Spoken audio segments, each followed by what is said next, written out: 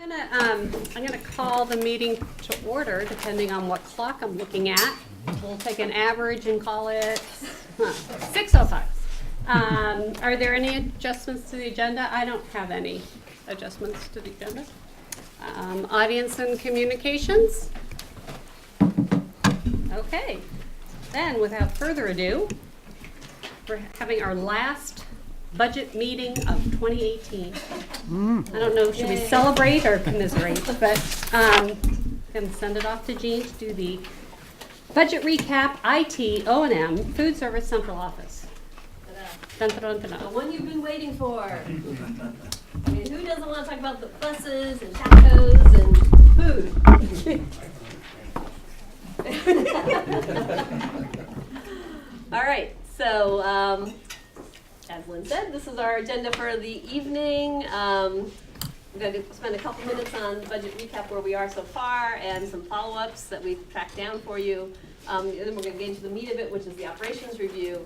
We're going to touch on central office. The central office is kind of half operations and half instructional. And so Elaine and I take turns presenting central office, which means 2 years in a row I get to do central office. But she actually does all the work. So when we get to the data chart, she'll have to answer to those. And then I do want to wrap up on next steps. Don't let me forget to get the next steps, because I might just be like so happy I'm done, I'll just turn the computer off and then we'll miss that one. So just a recap of where we are on the calendar. 3 weeks in a row. I've never, 15 years of doing school budgets, I've never had 3 in a row before.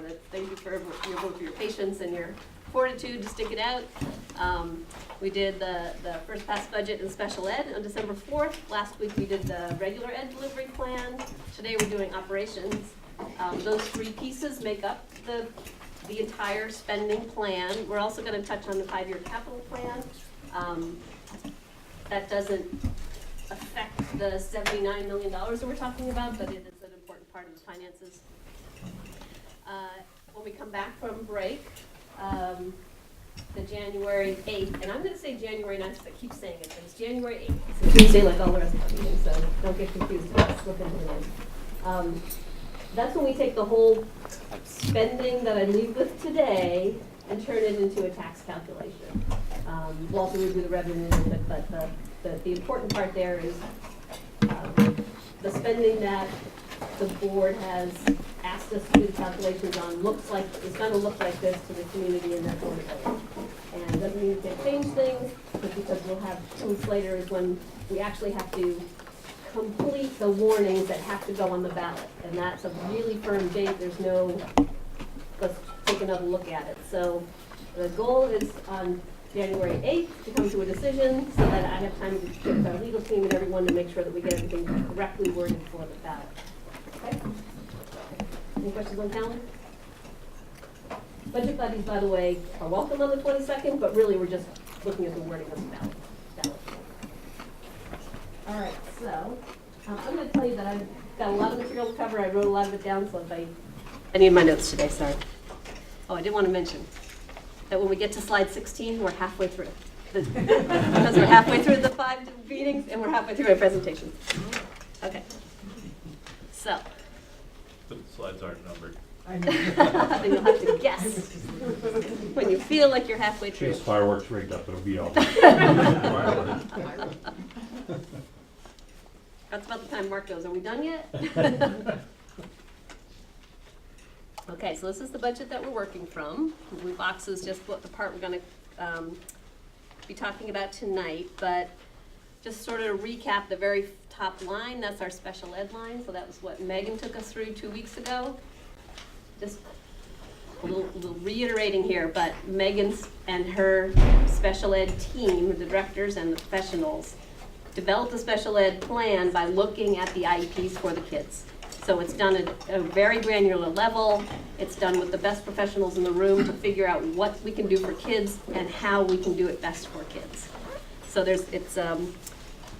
it wraps up early because it has to go to the state, which we've already passed to the state. So that we have 450 students on IEPs. So it's a big number. It's a lot of kids touched by this budget. This is the spending piece of the budget, and you're gonna hear me come back to this. What you don't see in this piece of it is the revenue piece of it, because the state reimburses the school district. It's about 50-ish% for special ed in general, and up to 90% for really high needs kids. Anything else you wanna throw in there, Megan? Is that? No, I think we covered it. Okay. So right now, the spending piece is up 3.3%, which is actually a big driver for why we're having trouble meeting the target, board target. So last week, we did the, geez, I changed this to regular ed, not in special ed, and I changed it to regular ed, but not in this version. So Elaine took us through this last week. As a reminder, again, the regular ed budget is put together by Elaine with her administrative team, so all the principals. The principals reach out to their staff for input, but the work is done at the in a series of almost, if you remember her chart, it's got a big circle on it. It's a cycle. So Elaine, I'm gonna say Elaine. It's a bigger team than Elaine. Colt goes with. We'll go out to the schools. They'll get the input from the principals. What are their wants? What are their needs? What are their best practices? And work that through the filter of equity, because we have 4 K-8s and a high school to worry about. What does this work given the broader environment of all of our schools? Lots of questions come up, circle through back again. This is what we heard last time. This is what works, this is what doesn't work. Would you like to change things? And it goes through several cycles before we come up with it is a cooperatively built budget that is supported by the administrative team. So it's not Elaine and me sitting down and saying, let's just add 2%. It's a lot of people involved doing really what's best for kids in the context of equity and affordability. Do you want to? I would just say that the equity piece, and this was somebody, when I was heading out last week, reminded me of this. We say equity, but we don't just mean like equal. So it could be that equity is going to look a little different in one school or another based on the needs there. And there are some things that are automatically like that because they are deployed out of the central office. And so in that way, they're deployed based on what the need is. And there are other things that are just real discussions. Here's what's going on in our school, and here's what our need is. And, like after that little conversation, I felt remiss about not having said that, and I know that this board has had a lot of conversations about that equity does not necessarily mean equal. And we know that, and we have that conversation all the time with the principals when we're meeting with them. And Colleen and Jean and Megan and Bonnie and I just spent the day-to-day with the DMG group, and we're talking about that again. And what are the ways to ensure that we do that? Yes. Thank you for saying that, because it has been gnawing. It was Erin I had the conversation with. Because there's such a distinction between, like, on the yellow sheets in front of us, when we talk about educational equity, that's so much more individualized. We're using the word a lot, but we're really talking generally about proportional funding for the schools, more than like educational equity for individual students, though sometimes there's certainly good reasons things aren't equal between the schools, but just because we've talked about equity so much as a board goal, which part of equity we mean, like proportional funding between schools or this educational equity of individual students, who some need more than others. Isn't that, well, wait, I don't need to prolong this, but isn't that what number 3, the third bullet is? Achieving equity may require an unequal distribution of resources and services? Yes. Isn't that kind of what you're saying, is that we need to, Right. that's part of equity. Right. Yeah. Right. It's definitely the piece of the need more resources that's covered within the special ed budget clearly is, it's done at a student level. It's not done at a school level. It probably, where I think we're going to mature into in this discussion is, are there kids outside of the special ed Or Title I. or Title I? Good point. Some programs that do provide funding, that there's reasons to have different levels of resources that are outside of the predefined prescribed programs. Right. But when I look at the achievement gap, and We're growing, right? yes. And as you and Lynn are working on, how do we measure that? Right. So you get the special ed, the general ed, this operations piece we're gonna go through together. You add it all up and you come down to our $79 million budget proposal, which is a 2.8% increase on spending.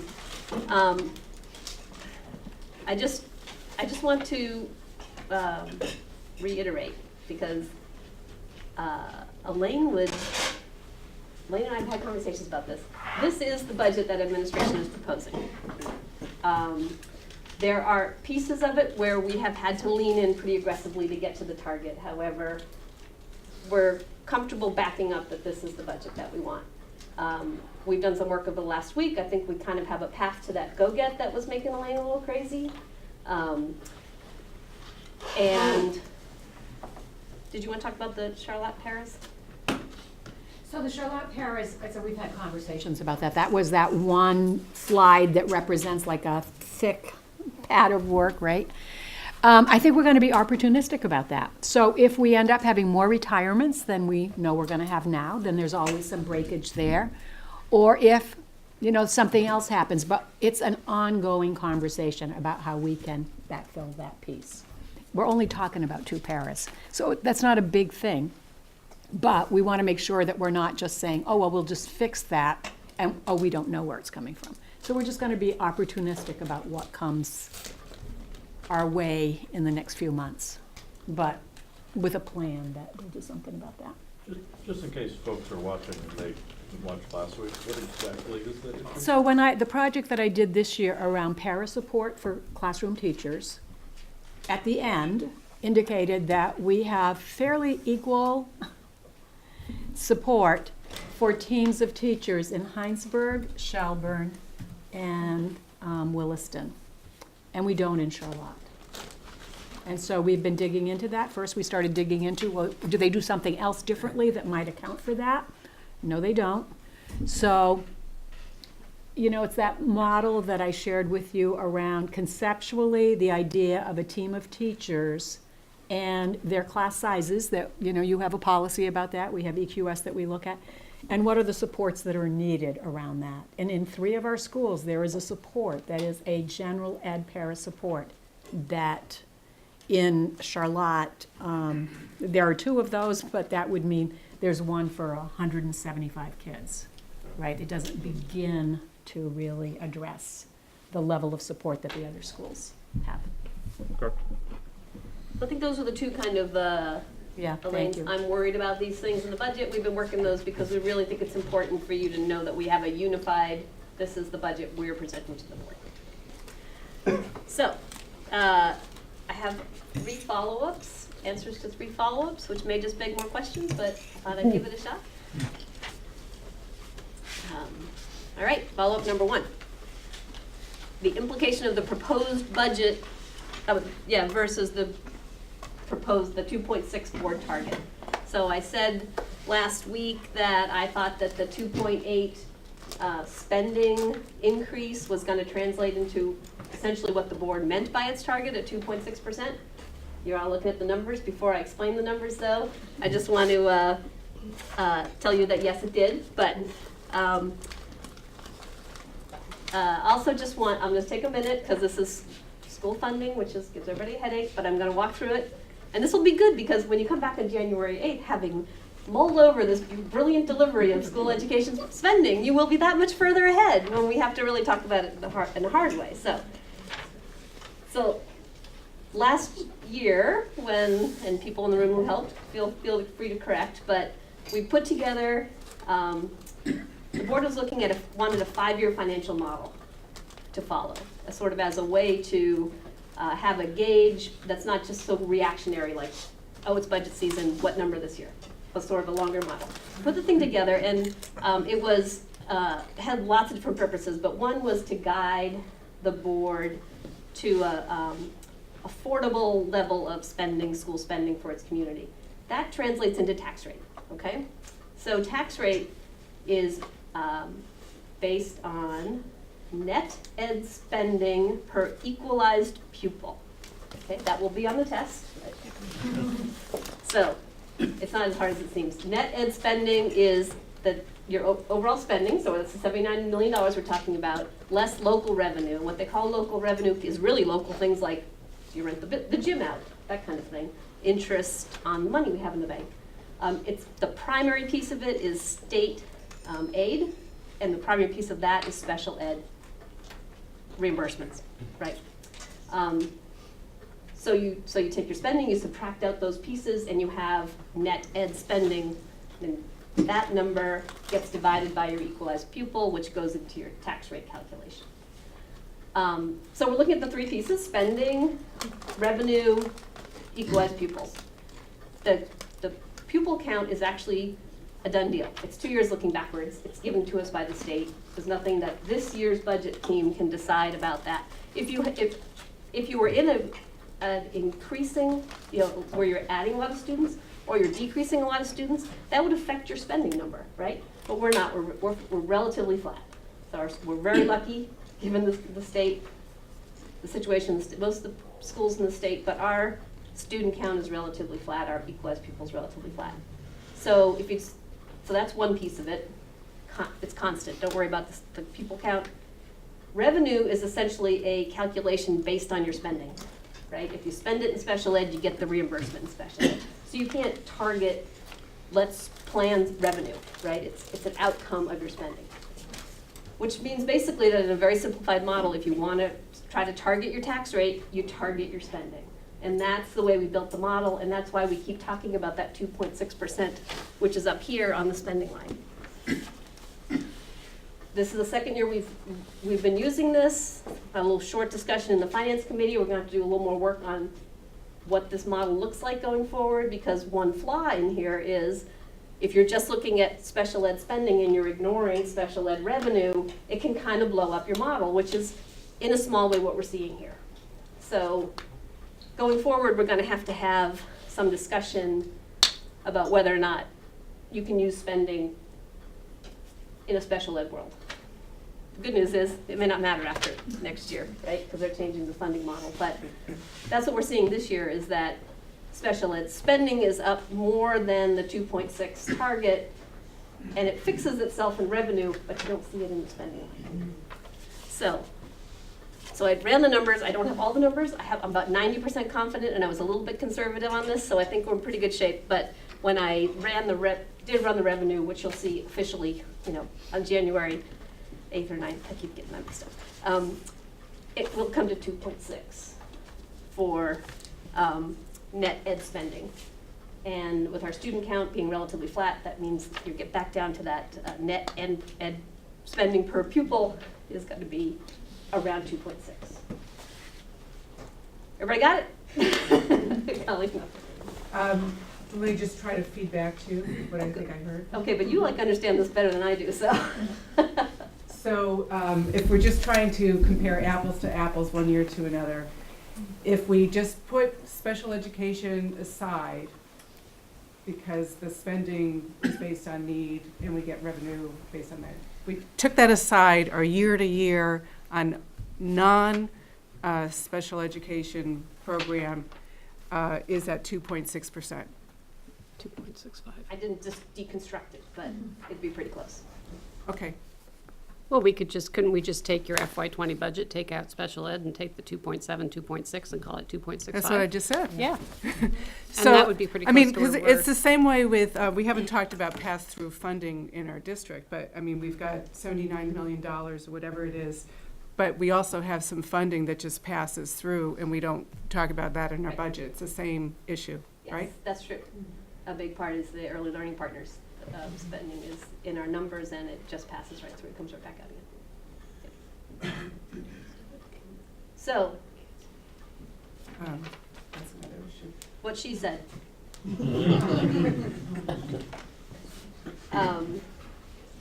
So that was comeback number one. Yeah. I would just say, when you start the process, you have a certain number of inputs, and you kind of meld those together, and you're like, this is what we can stomach. We can stomach 2.6% based on this model and what we think based on the environment. And you came through and you look at it, it's either 2.6 or 2.8, and you hope that when you roll up all the numbers in a couple of weeks, it comes back down to 2.6. So, I mean, if you're, And when that's you- based on the indicators we set. yeah, so I think it's Good? pretty good. You know, I think it's, when I look at, it's easy to look at the difference between 2.6 and 2.8 and say, wow, it's only $168,000. And I understand it's $168,000, but when you get to that difference, then you can look at, then you start weighing the risks of what if we cut this, what if we spend this. I think you guys have come really close, and I like this 2.6 calculation that you did here in the last column, in the last row. I think that's great. I understand what you're saying. Awesome. And I hope that while this represents 83% of the budget here, I feel pretty confident based on our management of our special education funding that the next 17% will be managed just the same, you know, and it'll probably come out just like you said. So this is great in today's environment. I think it's great. All right. Well, you'd be happy to know that follow-up number 2 has no notes on it, so much quicker. Follow-up number 2, details on the high class size at CVU. Specifically, the question was how many of these are in AP classes. On the far left is this is right from the presentation that Elaine showed last week, and those. So in English there were 2 class sizes that were over 25. So that's how you read the chart. If you look at the columns, I broke them out a couple different ways. The first column says the number that are in the core. The core is our freshman program. They're groups of about 75 kids. There's 2 of the classes showed up in the core. That's really just a balancing, you know, act. There's a math teacher. He's got a caseload of 75 kids. Caseload. He's got a teaching load of 75 kids. One class happens to be bigger, one smaller. So Adam doesn't see that as a problem. The next column you can see there's the actual question to the answer to your question was how many are AP classes. The next column there is the 10th grade humanities, and the reason I put that up on separately is that the 10th grade humanities is a dual course, so 11th grade. no, this is the one that's the 10th grade. Oh. Yeah, 10th grade, 11th grade was down there. So the 10th grade humanities is a dual class, so you have social studies and English with the same group of kids and 2 teachers for the whole year, Jeff? Yep. And the reason I have it on here, so that's basically 2 classes, right? That if you remember, the freshman class this year is very small. So next year it becomes a very small 10th grade class. It will clear that up. Going forward, Adam's going to have to keep an eye on it, but that won't be a problem for this budget year to correct those. And then finally is everything else that's not an AP or those other 2, and you can see the 2 big areas in the academic area is math, and that is where we're adding an FTE in that curriculum, and social studies. So of the 8 social studies classes, 6 sections are US and the World, which is the 11th grade required social studies class. The half FTE that we're adding is 3 sections. Jocelyn, you did the math. I did the math. It'll make them they'll all be in less than 25. In fact, they were closer to 20. They were, If yeah. Adam puts all three of those sections in US and the World, it would take him down to 20. So I don't know that he's doing that. Forgot to follow up with him, but anyways, we're pretty sure that will correct those. Anyways, just to come back to where I was before this, so this answers the question that you had. It's how many were AP classes, and why I think Adam chose to target the math and social studies. The other thing he just wanted me to mention to the board is that he doesn't just take the sections into account, but the teaching load on the teacher, so that if the teacher has a big section of one class, but 2 smaller sections of something else, maybe they only have 15 in other classes, then he's pretty much more okay with that teacher having a class of 26, because overall it's 100, right? If you look at the teachers, there was also a chart in there about how many teachers had over 120 kids. They were math and US and the World. So you can see how they kind of balance that. That's how he's doing it. that answer that question? Thank you, that's really good. Good. Very helpful. All right. Maybe I should just end right there? Yeah, just kidding. Oh, now another really good one. Innovation Fund. Get my sword out. Okay, so last week, we had a lot of different discussions around the Innovation Fund, but the one that I'm choosing to address here is the process, how does something go from becoming an Innovation Fund project to a budget item, right? So, if I knew how to do this in slides, which I can do in PowerPoint, I would cover up the whole bottom of the chart. So just ignore the bottom of the chart, just look at the top. So this is sort of how we picture, now remember this Innovation Fund is new, it's still being developed, but this is sort of how we figure the whole process is supposed to work. So you start out in year one, in April, the budget passes, it's got Innovation Fund money in it. If you, just as a reminder, the board has $100,000 in Innovation Fund being managed for projects that are going to advance education in our district, right? So the budget passes, we have it, we inform the administration and staff, there's money available. The faculty comes back in August, this is sort of a proposed thing we're working on right now. They'll come back in August with their proposals. In September, they'll have their what's been accepted and what hasn't, so that they can start their projects in September. They keep going through, and then in May, they come back and they're going to review the results of their program. Oh, part of the application is that you have to say, how do we know if it's been effective, right? That's part of the proposal. They come back in May and they talk to administration and the superintendent and they review the project. They review, did it meet its goals? Do we have metrics that says this is a good thing or not? At that point, the superintendent or the committee, whatever we delegate that out, will decide, you know, that's not good enough, thanks for trying, goodbye, or that is worth continuing. Let's do it for year two. So they start, so now we're into this about here where we're in May, we're gonna do it for year two. They start up again, August, September, you know, they have the project and they run through year two, but in November, the superintendent has to make a decision if she wants to include that project, which is now a little bit into year two, if she wants to include it in the budget for year three. We just have this issue, our budget process is really long, right? We're making decisions now for next year. I'm just thinking, like, in the world of grants, what you are suggesting is year three would actually be like year two. You lost me. Or 1.5. Well, because the award is announced in May, and it's the first year of implementation is what's being shown as year two, right? Well,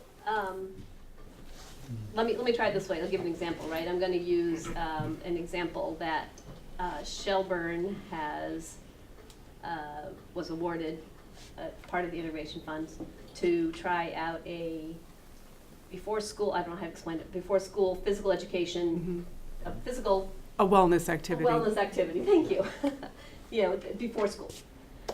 It was awarded early, they've been running the program.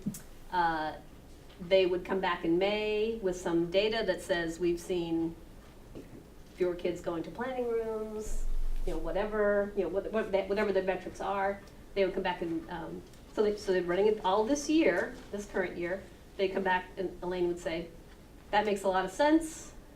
Go ahead and do it next year under the Innovation Fund. That's the thing I think I'm missing. Year two would be funded under the Innovation Fund. And then in November, she might choose to put it in the FY21 budget.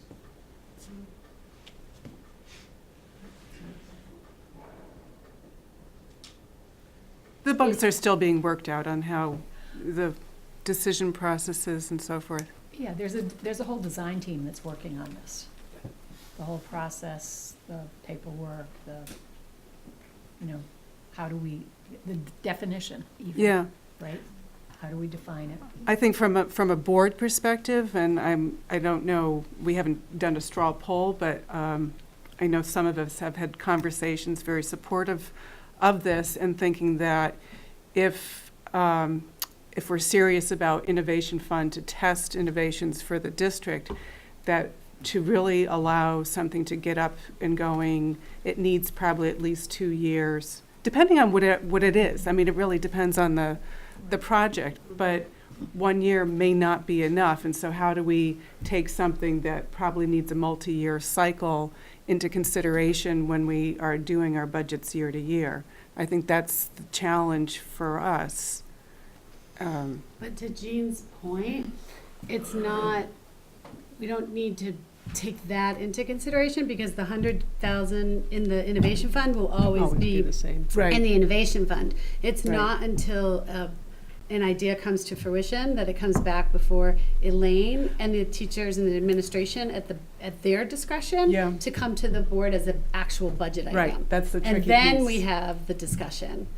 'Cause Well, Yeah. Actually, I thought, this was my Yeah, clarification. the distinction. And this was when I had some of our, as you guys affectionately called, Last night. our newbies last night, put me in my place and said, it's not our job to decide what projects get funded. That it's the same, it's the same with all of the programming, right? As long, if they feel like a project needs to get funded, they can fund it, but it's still gotta meet our target. So that's the board's full stop is, okay, here's your target. If you think it's worth it, feel free to put it in there, but Figure it out. figure it out. And that's where I was getting confused last week. Were you supplementing, whatever? So thank you for putting me in my place. Stand corrected. That was not me. I was looking at that end of the table. It was a group effort that put me in my place. You were looking at that on the table. So there are two things to keep in mind, though. One is that while that year 1 is going on, year 2 starts, right? Now, year 2 starts with $100,000, but it might already have $50,000 committed if Elaine and administration has chosen to continue the year 1 projects, right? That's where the design committee work is really Right. important. Really critical, right, Yeah. right. The other thing is this comment about including it in the year 3 budget, not the innovation fund budget. Now you're talking about the general ed budget. I'll get back to you in a second. And we could think of 2 situations where this process may not work. One is, we've had a few innovation projects that are one-time deals, a startup cost, a piece of equipment. Those are done, right? Those are easy. You fund them, it works. The only way it would get into a year 2 thing is if it was such a good idea that we want to do it at another school. That's totally could happen, but it's not, they're not all necessarily continuing staffing kind of issues. And the other one, I'm going to step right into it here, is that there may be a project that we've already far enough along that we don't want to wait the extra year. And that's sort of the situation with RISE, which is why RISE is skipping the second year in the Innovation Fund, because administration feels that it didn't just get launched. It didn't just get launched in September. This has already been in the works for 2 years. The what got launched this year was the execution piece of it, like actually putting the numbers and putting the course book out and all that kind of stuff. And that we don't want to wait a whole nother year before we can fully implement it. I don't think this is going to be the norm. And the reason I did come back number 1 first is, if you're buying into the fact that we did meet the target, that should be Elaine's ability to make that decision. So I think that would be really rare for something to come up with enough steam or enough research or enough backing from faculty that they just don't want to lose a whole year and can make a compelling case that it should be moved directly into the general ed budget and not spend 2 years in the innovation fund. But that should be administrators making that decision. And it's, again, got to fit in the target. Yeah, that's the other piece, is if for some reason we're above target, we made the magic work this year, we think, but if it doesn't some year and administration comes in above, that's another discussion. Yeah, is the idea, or I guess in practice, has it been that we award enough projects to use all of the $100,000? Good question. This is the first year we've done it. I think we're at about 70, but it's the first year. I suspect it will get, once it gets more entrenched, I think it'll be more popular right now. I mean, Greg can talk this a little bit, but just rolling it out to the faculty was a little late and a little unclear, and so in parallel with trying to do it the first year, awarding grants, we're also making up the rules, and getting them communicated. So it's been an interesting year. I really, the staff who stepped out to be the first deserve a lot of credit for Including those that weren't awarded. right. You know, so basically we were saying to people, we're trying to figure this out. You can help us figure it out by submitting something. So that we can look at it and say, what is it about this that seems innovative? What is it about it that feels like, this really should be in the regular ed budget?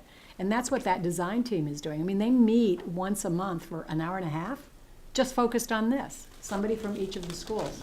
So it's been helpful to us to have a year that we can do that and be looking at proposals that are submitted that we don't say yes to, but that help inform what we're looking for.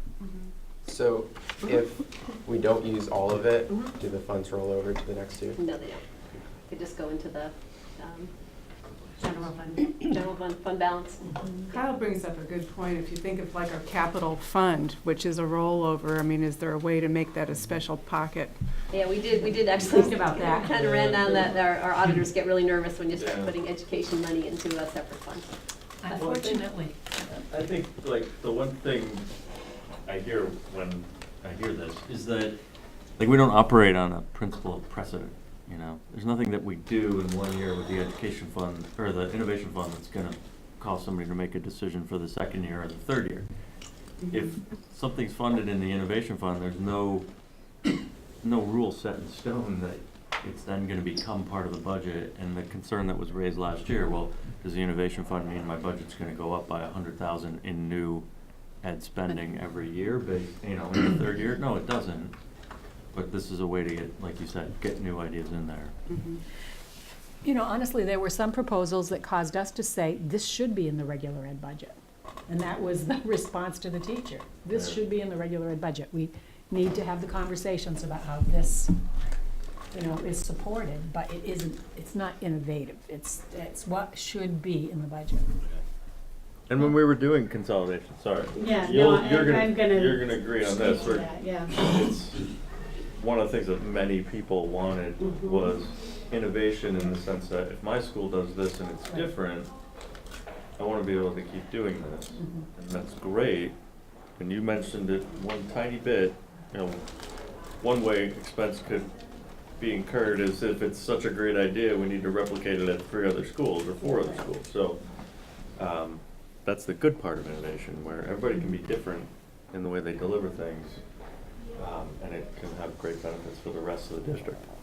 So. Right, and I was just gonna add on to that, because the spirit of why this came out was because one of the major fears of consolidation was that individual schools and teachers would lose their autonomy, and for innovative ideas, they would have to go through layers of bureaucracy to get something to happen. So what I like about what you just said, Elaine, is even in the figuring out process, even with these teachers and administrators coming to the table with ideas, they're having a discussion. There's no definition of what innovation means. It's wide open. That spark, that discussion is innovation in of itself. We should be fostering that. We, in the board, in my opinion, shouldn't be putting more parameters on it. I suspect once this really gets rolling in 3 to 10 years and we see a cycle, what will happen is those programs that have started the previous year, they'll know before the funding whether or not they should have more funding for their program. So if you're at a $70,000 budget and you have $30,000 left in 2018-19, I suspect that going forward they'll say, I know I'm going to need some more money. You can tap that money for the to continue the program. I suspect that some of that will iron itself out as you guys work through the processes.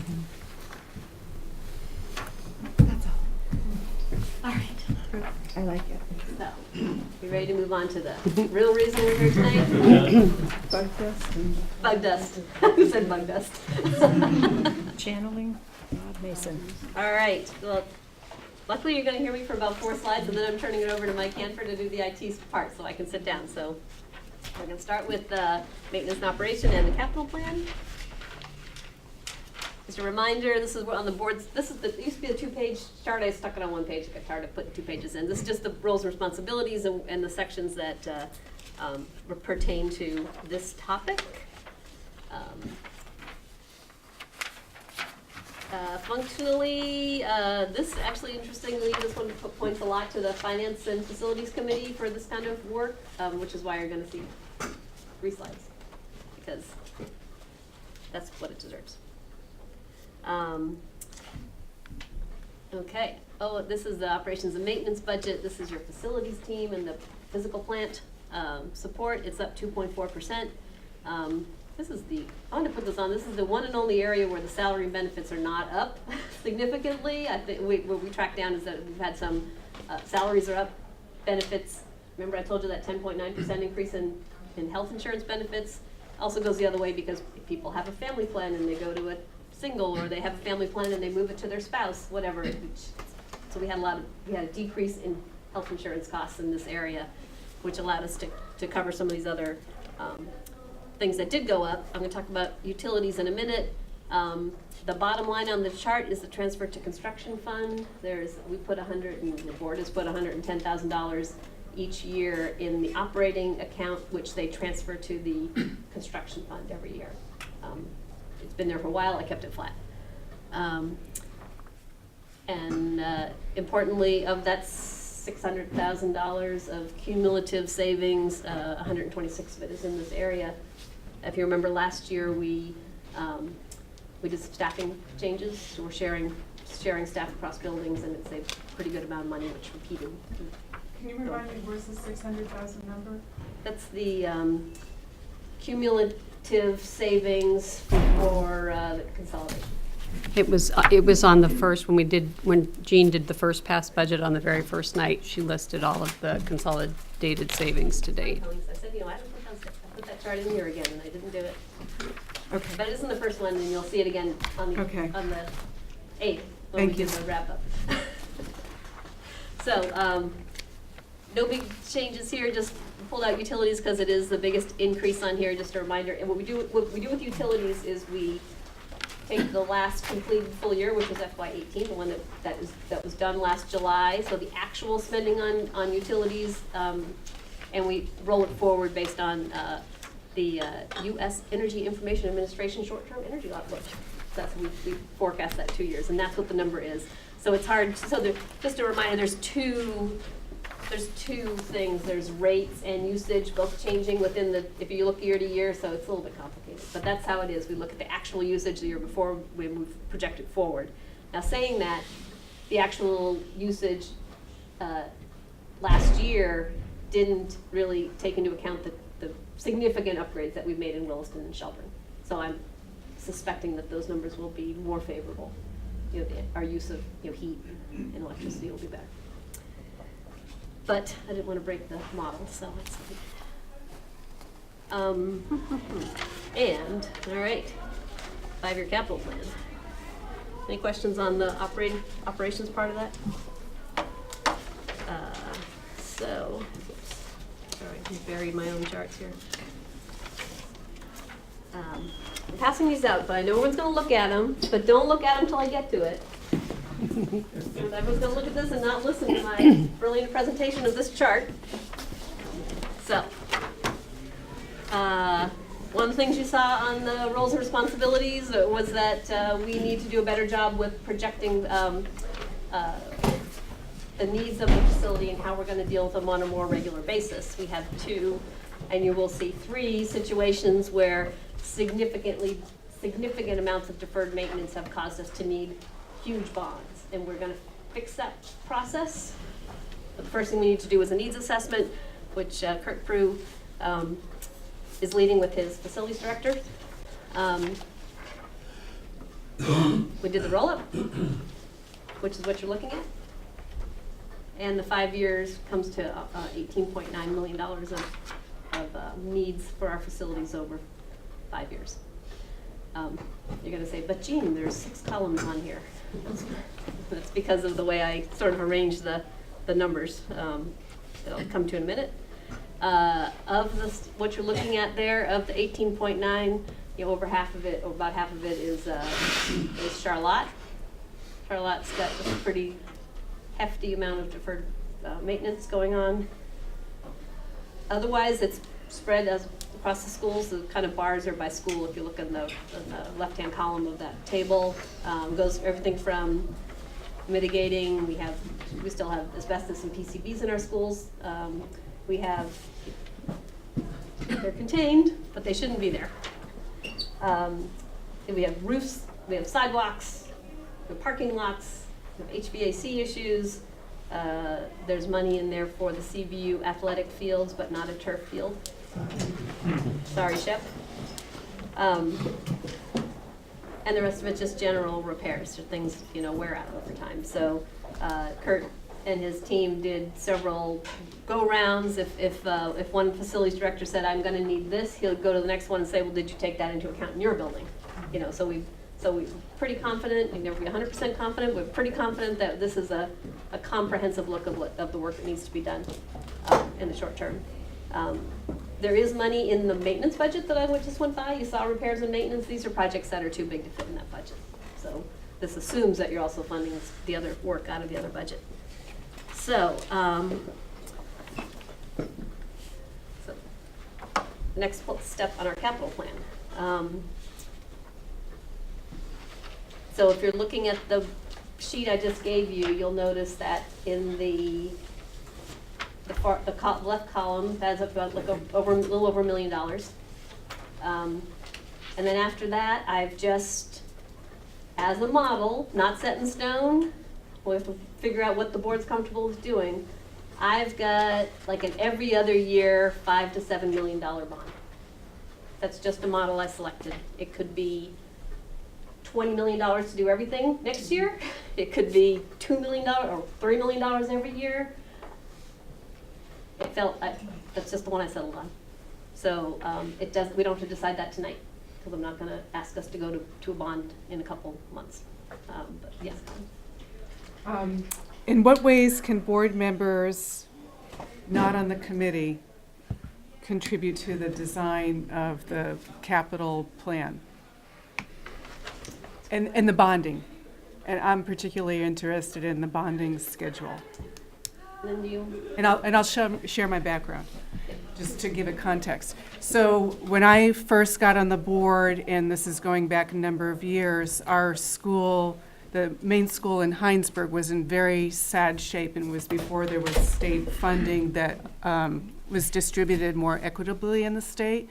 And so there was significant deferred maintenance, and Ray will remember this well. And it was a big struggle in our community to finally pass a bond. After that, the community was very committed to continuing to take care of the building. And so we developed a comprehensive multi-year plan where we would, those of you who have been in the building, it's set up like a pinwheel just because of the number of different age additions to the building. And so we would take a piece of a building. Okay, 1952 wing, we're going to replace all the windows and do the mechanical system, whatever. That's 1 year. The next year we would take another big piece, and if it required going to bond, if it was, one time we needed to do a big drainage project that was like 1.7 million.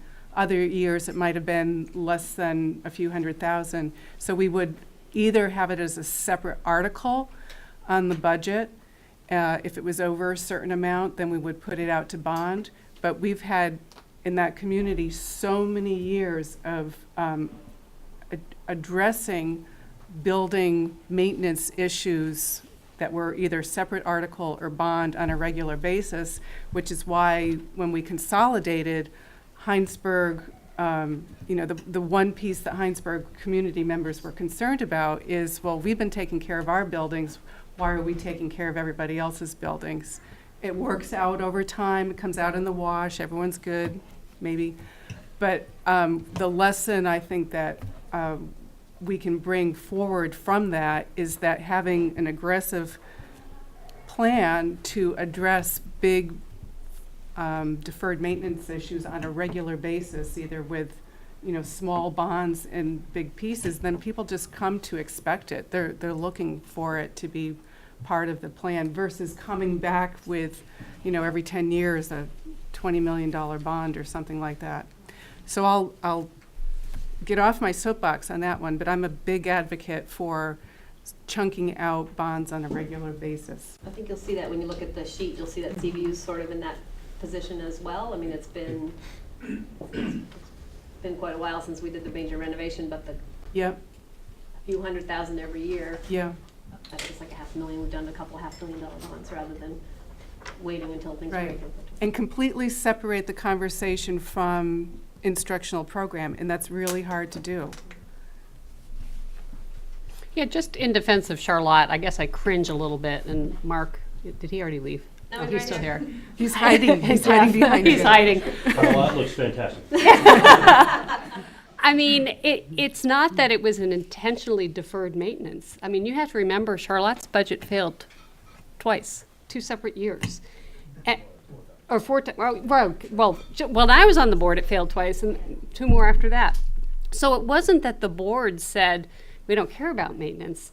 We did our $2.8 million bond in 2008. We did another bond to do the roof. 2010, 11, 12, Right. It was more a matter of reading our community and knowing that in fact, they told us they wouldn't support a bond for when we went out for the 2.8. So I understand the term deferred maintenance.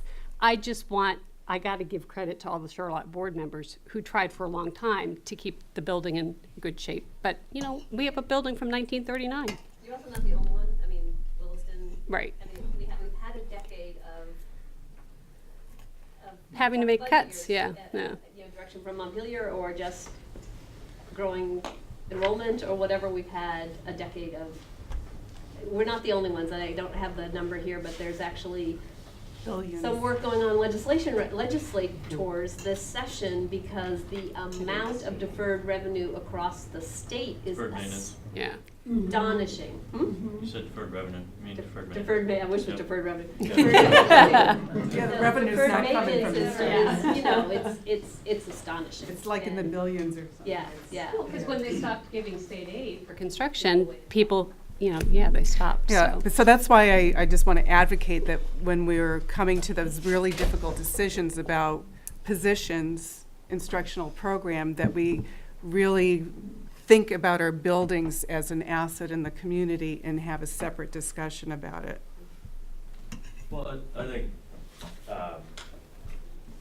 think Jean has done a good job of proactively going out and getting an estimate before we need to get an estimate, only to find out that we really needed to get an estimate.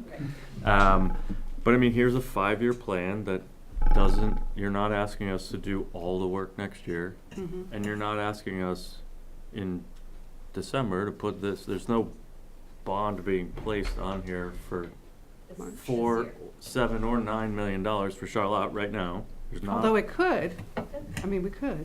But we're not. But we're not doing it in 3 months. We're not doing that. I just want to make sure. There's a plan here, and we're starting the conversation about the plan. And I appreciate that, and I think, I understand, I appreciate Heinsberg's fiscal responsibility in the past 10, 15, 20 years. There's a lot of different cases in this district, and I think we should look forward, and we should look at, addressing our schools and the parts that need to be fixed, and I think that's what this shows. Everywhere. We're all going to help each other out. So I did say that you don't have to make a decision about that every other year, $6 million thing or not tonight. That's not asking. But you do need to I am asking for a decision next month on that first column. That adds up to $1 million. 1.1 for it. Where, Jean, is that $1 million going to come from? I'm glad you asked. So, Yeah, oh, yeah. a question, public comments. So, just on the conversation about the legislature's taking a look at some things, I was actually asked to attend a meeting a couple weeks ago, kind of the beginnings of this with Maida, Maida Townsend. Mine's not here today. And it's like a tip of the iceberg thing, just like we're discussing here. At the very least, they want to look at asking school districts all over the state to do exactly this, because they don't. Nobody knows. Nobody really knows how bad the problem is. And then the other side of it is they want to try and figure out some ways to educate their facilities maintenance staff so that they can maintain the schools that they're in, because there's concern that that doesn't exist in many school systems. But again, that's the tip of the iceberg, because then it all gets into where does it all come from.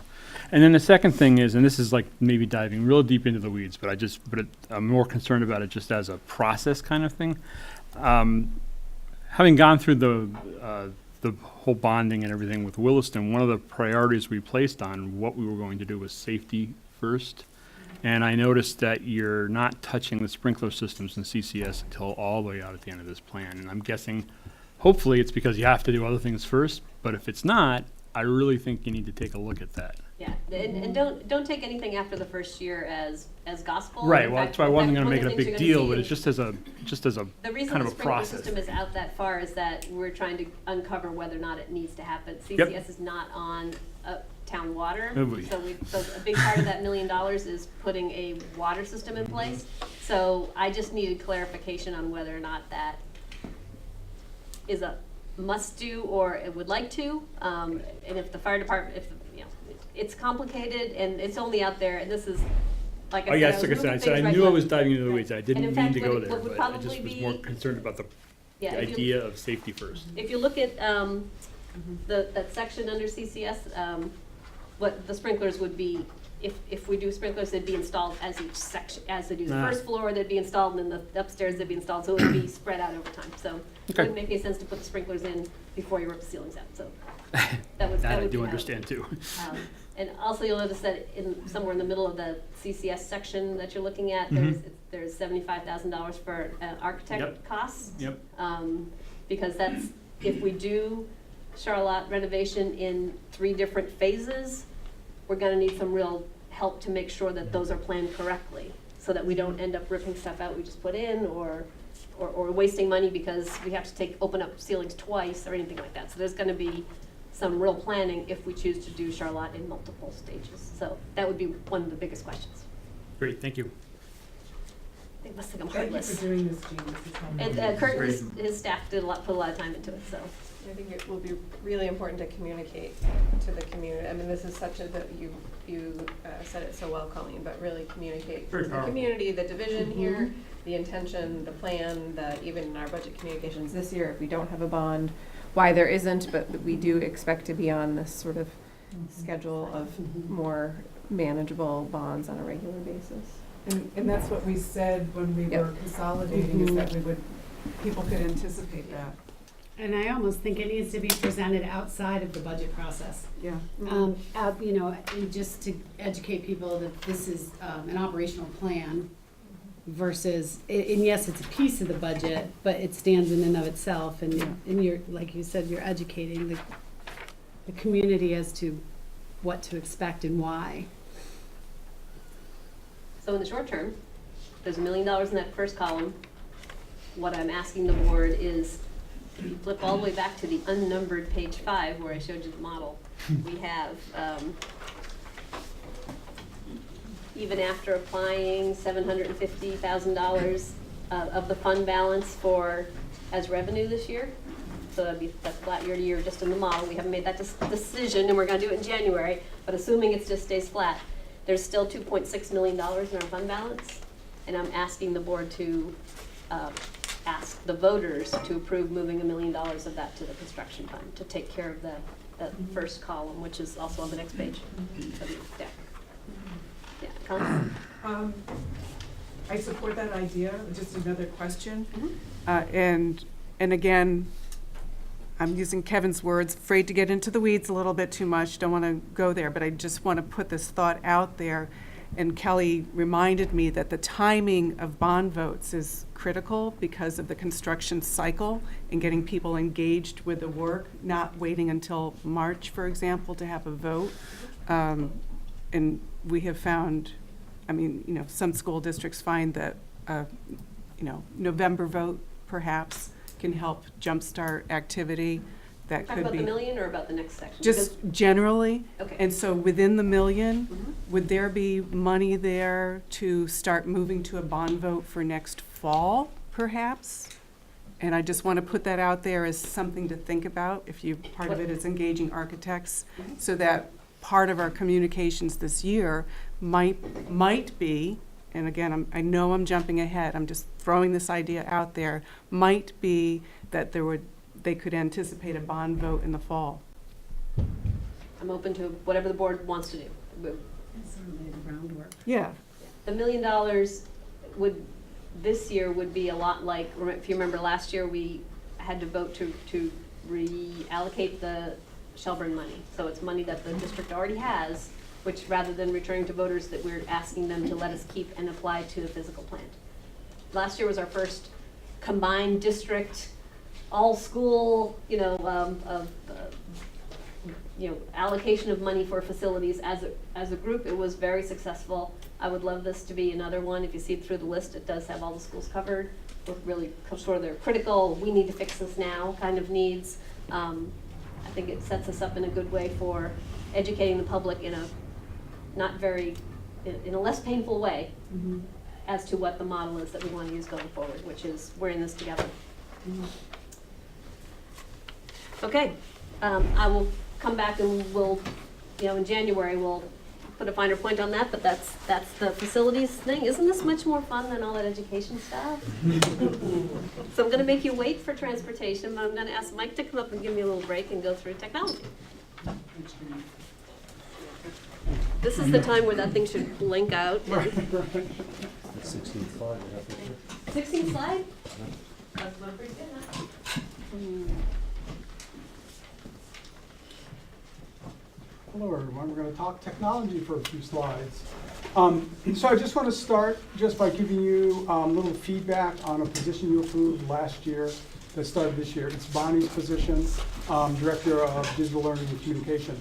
I mean, from my perspective, having someone who can focus on, I'll say, the educational side of technology, with the teachers, with the other digital learning leaders, has been sort of a great positive benefit to the students and to the classrooms. I mean, Bonnie and I talk regularly, we meet once a week, and we can better coordinate kind of the machine and wires with how it needs to be used and how to better support what's going on in the classroom. A big part of our work since school started has been, the Student Data Privacy Alliance and keeping the information we're sending to the cloud now for our kids, on our kids, safe. We're going to talk more about that, but just having Bonnie and I work together, I think, has really strengthened the technology service we're providing to the classroom for the kids. So it's just really paying off for us.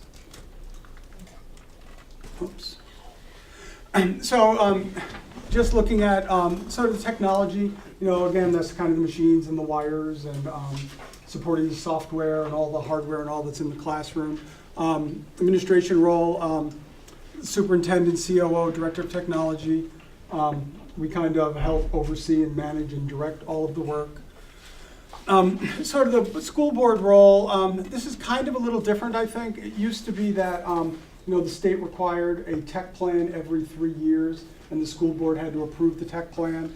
Well, I think, and Bonnie can correct me on this, the tech plan used to be required for E-rate, but that requirement has gone away, and the state no longer requires a 3-year tech plan. So there's not, I guess there's not a formally, directed role by the state for the board in helping guide and direct technology. But I think at least every year and every 3 years, there'll be some formal presentation of this is what we're doing, this is where we think we have to go, and get feedback from the board about what you're hearing from the community about what's working and what's not working for technology. So we're going to talk about the same stuff that sort of Jean covered: staffing, hardware, communications, and software. This is kind of what we were looking at for the 2018-19 budget and the 2019-20 budget. I think Jean said this is about a 2.6% increase. I have to tell you, Champlain Valley School District has the best technology people of any school district in the state, in the country, in the world. In the universe, if there are others out there. We have 7 technicians, 2 network administrators. They are absolutely amazing. I mean, they are responsive. We can literally get a help desk ticket, and 20 minutes later, we've seen it and we've solved the problem.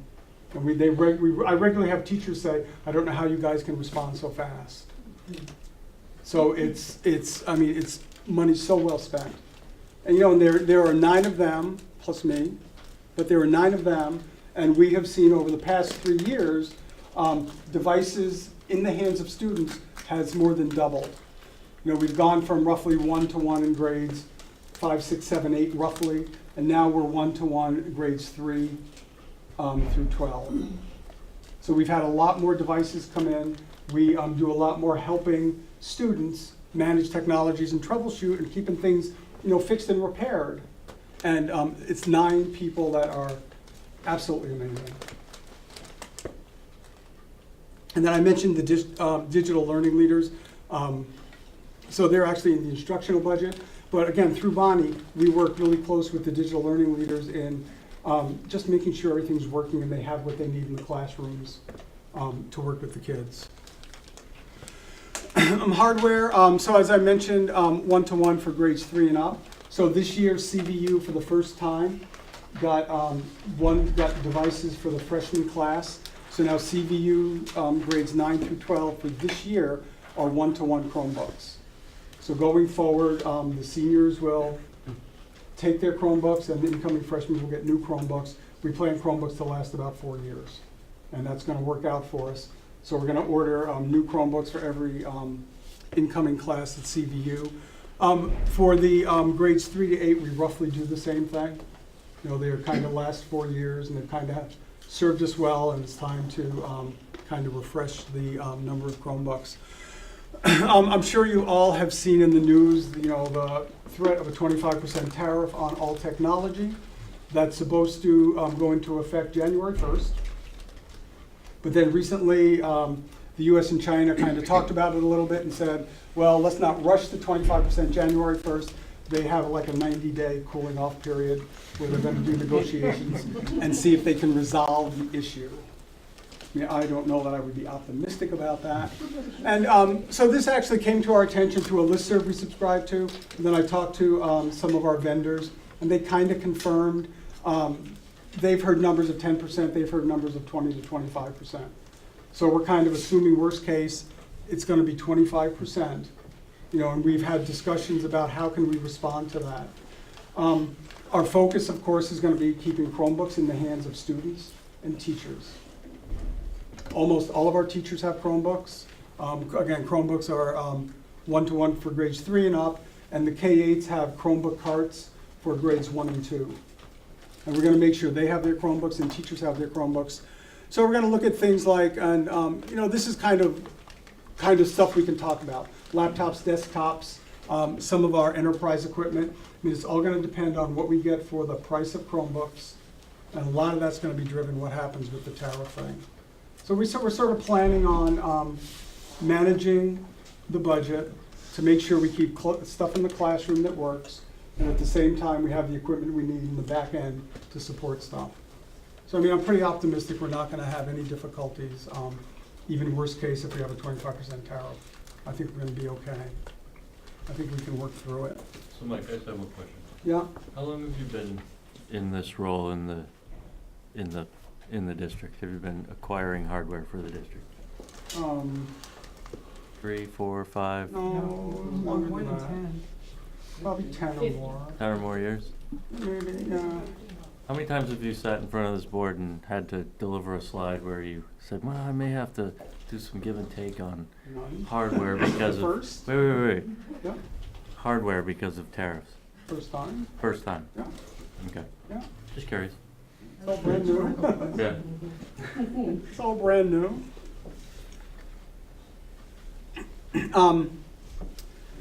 So the big thing for infrastructure communications, so infrastructure is the the network backbone, it's our internet connection. So right now, we have our internet connection going into central office. All the schools are connected to central office by dark fiber. And we have 10 gig internet connection and 10 gig speed between the schools. We have plenty of bandwidth for everything we do.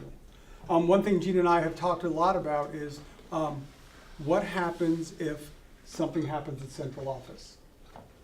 Now, if we have something happens at central office, the schools go dark, we don't have an easy way to provide, to set up and provide internet connection for the school. All the schools have a Comcast cable modem, but that would maybe serve the administrative side of the school. It's not gonna come close to serving what we need for the classrooms. So the current contract we're in has 2 more years in it, and we're gonna begin talking about, are there different ways to ensure that if one site goes down, any schools or central office, the other sites can remain relatively unaffected. So what we're currently thinking might be a reasonable idea is set up an internet connection for each school and then use VPN tunnels for secure communication between schools to central office. What's VPN? Virtual private network. It's like, so it's an encrypted tunnel, so anything that goes through there, nobody can see what we're sending back and forth. And that way, if one site goes down, all the other schools would be fine and we wouldn't be badly impacted. We do have plans, if the central office were to go down within probably 8 hours, we would be able to set up our accounting system, Munis and all, so that if we were faced with payroll the next day, we'd be able to take care of all of that. That's assuming that Mike doesn't go down with Central. It took about 8 years to get back. No, so we're comfortable, we have a good disaster plan from we need to move resources to another building. It's the interconnectivity we're going to look at. So our current ISP contract expires June 30th, 2020. Next spring, we're going to send out RFPs and get quotes from people because they're going to need time to build whatever they have to build for the infrastructure. So if we give them a year to build, that way on July 1st, 2020, we kind of flip the switch and we have whatever the new thing we have that's going to better serve the school district. Other things we've done, so this year we've upgraded the phone system at Heinsberg. It was in badly need of upgrade. We're going to do Charlotte next year. So once we upgrade Charlotte's phone system, all the schools will have will be in really good shape for phone systems. CVU, Williston, and Shelburne already have a pretty solid phone system. Two-way radios for schools being moved into the tech budget. Again, we've talked to Gene about that. Maybe you have, I'll make something up, Gene. So two-way radios are kind of an interesting thing. They don't really work well in schools. It's hard, for example, at Williston to communicate from one end of the central school to the other, let alone a two-way radio from the central school to Allenbrook. So Kurt has talked with Gene about, can't we upgrade the radios so that we have better communication, for normal day-to-day stuff, but in the event of an emergency or some emergent need to communicate, we have radio devices we know that are going to work.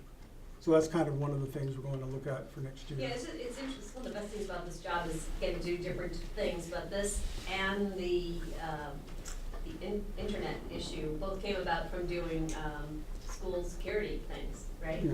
So two-way radios are, Greg can help me, but they're used oftentimes for just this. A group goes out to the playground or a group goes out to the, you keep them in touch that way, but they're also critical in an emergency.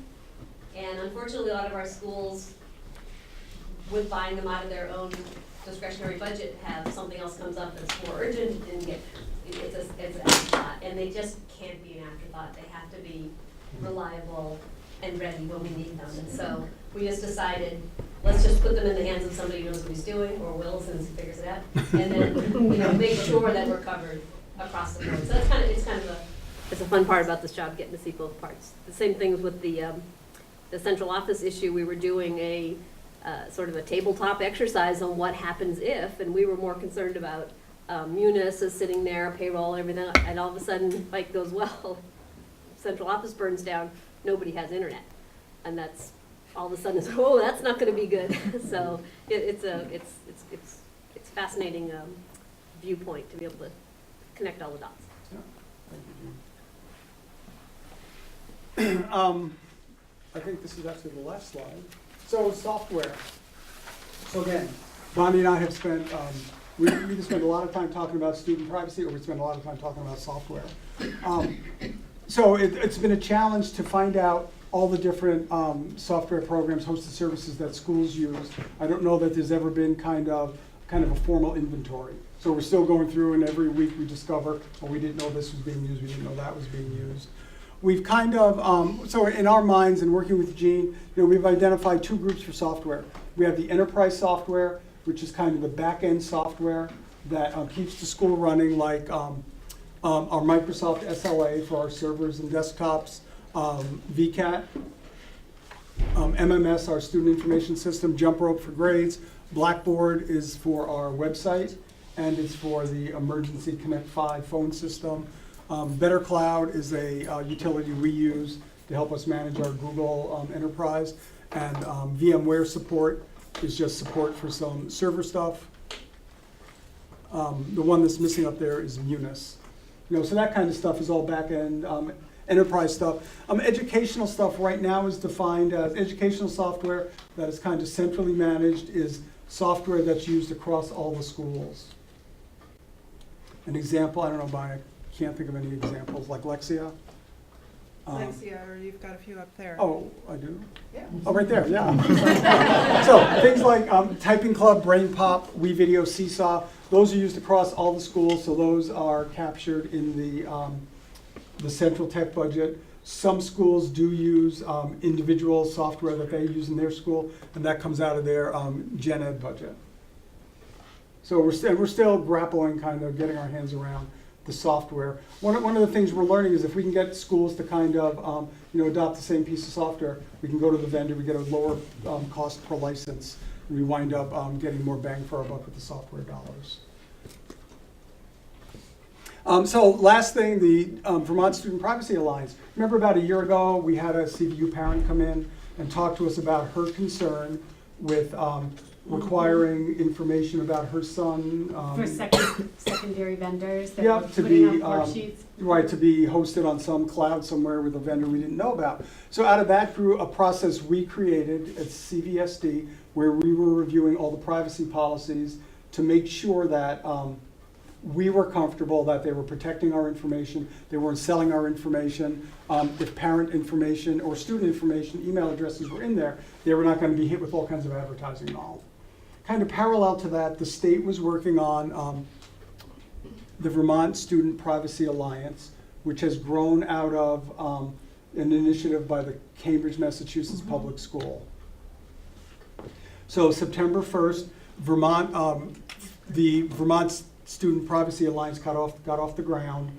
CVSD was one of the first members of it. And so what we're doing now is we're approaching vendors with our privacy agreement. I mean, we no longer care what their privacy policy is or what their terms of service is. That literally doesn't matter to us. We never even look at it. We send them our privacy policy and say, okay, if you want our money, here's what you're going to agree to and how you're going to protect our student information and how it's going to be secured on your servers and what you can do with it, what you can't do with it. And if we stop using your service, this is how you're going to delete it and how long you have to delete it. If there's a data breach, here's how you have to notify us. So it comes up with all the requirements that we view as being really important to protect our student information. So this year we're sort of saying, okay, and I think all the schools know that we're going through contacting each vendor, sending them a contract, an agreement. Sometimes it's signed right away, sometimes it takes a couple weeks for them to sign it, sometimes we have a lot of ongoing negotiation back and forth with them. But at the end of the year, we're going to have a set of approved or declined vendors. Teachers will only be able to use software that's in the approved list. Anything that's declined, we're not going to use anymore. And because we think it's really important that we focus on what are they doing with our information. So that's kind of, that's kind of the big thing. That's phenomenal. The big focus for our year. Before you skip, can I just interject for communication? That's an awesome letter for the papers. for a whole piece of like how it was prompted by a parent that came to a school board meeting, how we looked into it, we developed a policy. It took a whole year. You have a whole cycle, a whole story arc for it. It's a great story, and it's relevant, and it's important, and it's very scary what people do with information, and I really appreciate Well, Bonnie it. just shared with me today a New York Times article Yeah.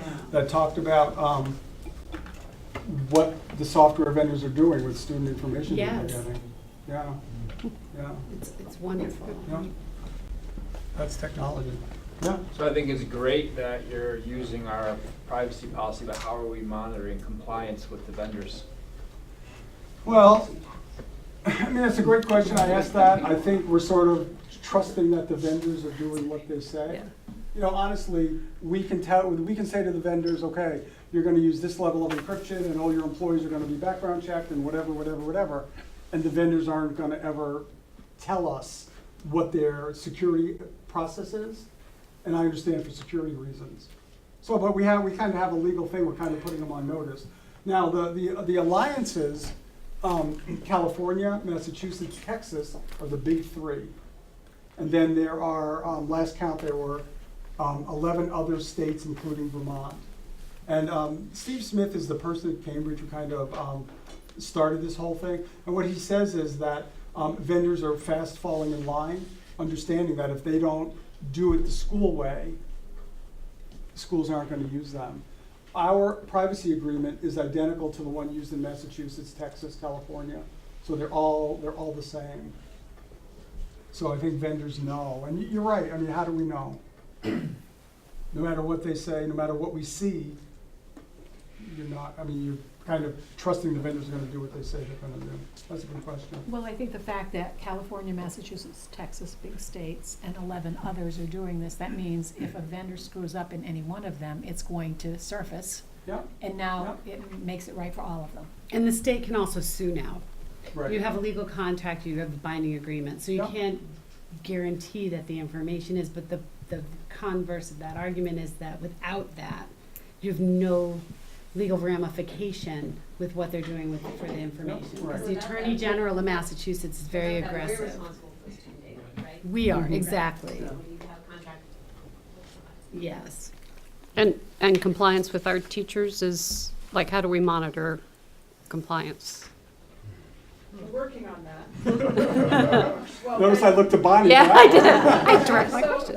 the digital learning leaders, myself, Mike, we have talked about it at LEAD, so all of the building-based administrators are aware. Bookkeepers know not to process anything unless it's been approved by us.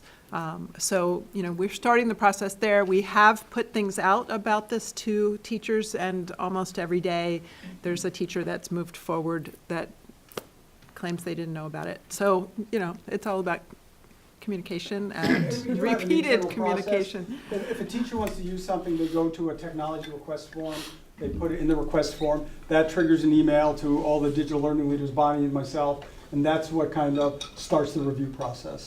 So there's a way we're notified of anything that teachers want to adopt. If they have to spend money, we got them because I have to approve everything. That's right. And then there's the money.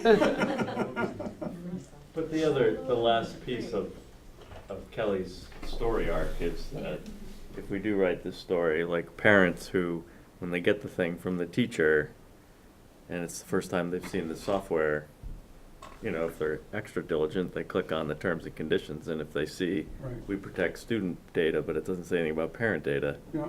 then you go right back to the teacher and you say, hey, has this been approved by Mike Canfor? Yeah, and the Vermont Student Privacy Alliance site is out there for anybody to look at, and you can see which software has been approved, Right. and even specifically for our district. So one piece of why it hasn't been a published story yet is we wanted there to be some content there, and it's growing every day thanks to Mike, who's putting these agreements out there to all these Well, and vendors. other schools are participating in the state. You know, and the way it works, if one school signs the agreement, there's a thing called Exhibit E. If a vendor signs the agreement for one school and they agree to Exhibit E, we just have to adopt Exhibit E. And we don't even have to talk to the vendor. We just literally sign Exhibit E, send it to the vendor, and they've agreed to apply the contract of whatever school for the Champlain Valley School District, because the contract is identical for every vendor across all the alliances. So it's not like we're dealing with 52 different contract versions. Every contract identical for every school in the state and every alliance. The contract is virtually identical. So it's, I mean, it's a really nice process. More questions? On to transportation. Do you want to take a 5-minute break? I know some people have to go to concert, and people may want 5 minutes. Because you wouldn't want to miss transportation, there's buses involved. Thank you, good job. We're gonna take a 5-minute break. 5 minutes. Transportation's $3 million. We basically made no changes except for increasing staff costs and diesel, which follows the same thing as the energy slide I showed you on operations and maintenance. The big change we've made in the current year that we're in was bringing in the Charlotte the Charlotte Central School transportation into our fleet. So we aren't far enough into it yet to have real data because I haven't seen the second quarter FMR yet, of course, but we did forecast that we'd save about $25,000. That's in that consolidated savings number. I haven't baked that in yet, so maybe there's a little more goodness coming. Part of Elaine's go-get. In January, I don't have the data for this yet, except I need to do a little more work, but we'll probably be asking for 6 new buses. We try to keep the fleet at an average 15-year cost of a 15-year-old average, which means that some of our buses are pushing 30. And last year we asked for 6 buses, which is a lot, but we picked up 5 routes in Charlotte, and we didn't ask for 5 new buses. We asked for, can't remember if it was 2 or 3, but for that purpose, plus replacements. This is going to be a couple more for those, plus replacements, and then we'll get on a regular cycle after that, which is, we have about 60 buses in the fleet, so maybe that'd be 4 a year. So that's the intent, but this week probably one more biggish year of buses, but I'll have that for you in January. So what you're saying is you spread the acquisition of 2 years of Charlotte buses over, buses over 2 years? Yeah. Okay. You should just give this stage. You say things much better than I do. That's it. That's all I have on transportation. That's all? But I have toy buses in my office if anybody wants to come and play with me. Food service. Oh, everyone's tired, wants to go home now. I can just skip over these slides. So food service. Food service is managed in a separate fund. You don't see the $2.2 million that we use to feed over 2,000 kids on a daily basis. You don't see that in the $79 million. It's in a different fund. What is in the general fund is basically how much we subsidize of our food service. So we've had about 100,000, 113, dropped down to 108 of subsidy to make up the gap between what it costs for all that food and the revenue or the income we get either from sales or the federal subsidies that we get. As those of you who painfully sat through financial management reviews know, we haven't hit that 100,000 subsidy. We've needed to subsidize far more than that for the last, at least for the last 3 years, and that's when I kind of ran out of steam because it started breaking up into different schools. There was also, happened to be a fund balance in several of the schools, food service fund balance, who knew? But if you remember, it was on the CVU board. CVU used to have a surplus every year. They would bring in more revenue than the cost to feed kids, and that all went away with the federal changes in how what we're allowed to serve in schools. And we started at that point. We ran a deficit in all of our schools. We've burned through the fund balances. This year we will have burned through the end of the fund balance. And for the last 3 years, it's averaged about $193,000 loss. So that is what the subsidy is. It makes up that loss. I prefer to think of it as an investment in our kids. You know, our main goal is to get good food into our kids. So what I'm asking in this meeting, it's a budget meeting, this is what we're asking in this meeting, is the budget that you have in front of you bumps up that subsidy from 108 to 200. It's a big step.